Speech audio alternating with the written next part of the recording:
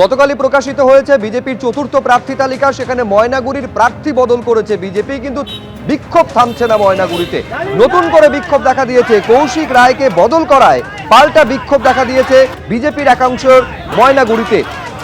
Party অফিসে তালা ঝুলিয়ে বিক্ষোভ দেখালেন বিজেপি কর্মীরা।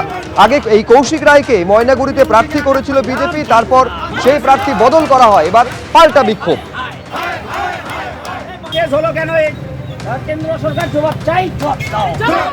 এই যে ছবি আপনারা দেখতে পাচ্ছেন, কৌশিক রায়ের অনুগামীরা তারা বিক্ষোভ দেখাচ্ছে।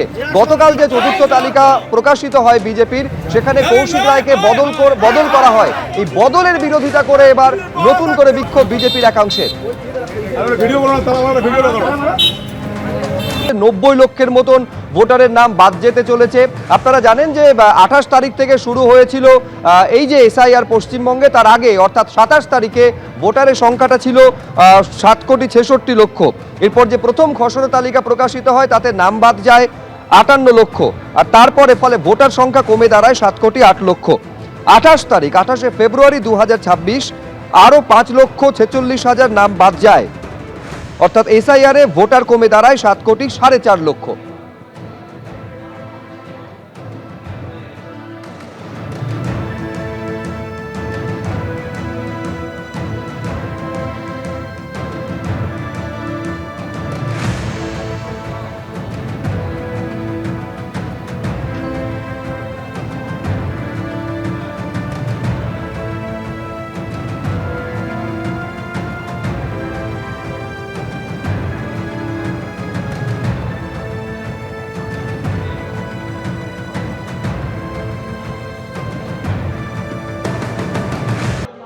আমি একটা কোর্টে কেস করেছিলাম এসআইআর নিয়ে, কারণ 1,20,00,000 লোকের নাম বাদ দেওয়া হয়েছিল।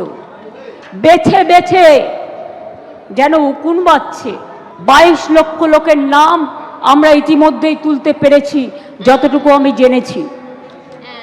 18 লক্ষ বাদ আছে, তাদের প্রত্যেককে অ্যাপিল করাতে হবে, ট্রিব্যুনালে যেতে হবে, খরচা আমরা দেব।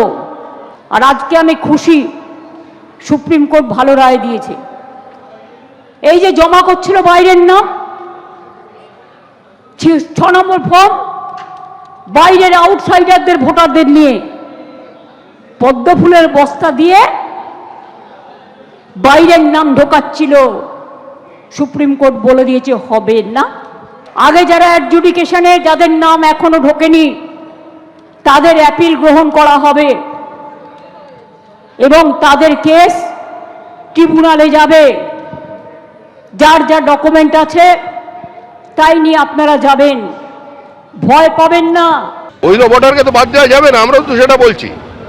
তৃণমূল কংগ্রেস বেছে বেছে যে বুথে বিজেপি লিড পায়, গোটা উত্তর 24 পরগনা, হাওড়া, দক্ষিণ 24 পরগনায়, কলকাতা, বড়বাজারের একাংশ, আজকে সেখানে হিন্দু ভোটারদের নাম বাদ দিয়েছে, উদ্বাস্তু ভোটারদের নাম দিয়েছে। বেছে বেছে মতুয়া ভোটারদের নাম কেটেছে তৃণমূল কংগ্রেস। তৃণমূল কংগ্রেস ফর্ম 7 জমা দিয়েছে হিন্দু ভোটারদের বিরুদ্ধে। তৃণমূল কংগ্রেস উদ্বাস্তু বিরোধী, মতুয়া বিরোধী, রাজবংশী বিরোধী, হিন্দু বিরোধী। তৃণমূলের একমাত্র উদ্দেশ্য হচ্ছে বাংলাদেশি মুসলিম অনুপ্রবেশকারীদের ভোটার লিস্টে নাম রেখে দেওয়া, মৃত ভোটারের নাম রেখে দেওয়া। এভাবে চললে নির্বাচন আমরা করার পক্ষে থাকব না। আমাদের ফর্ম 7-এর শুনানি না করে কোনো নির্বাচন করা যাবে। এবিপি আনন্দ, এগিয়ে থাকে, এগিয়ে রাখে।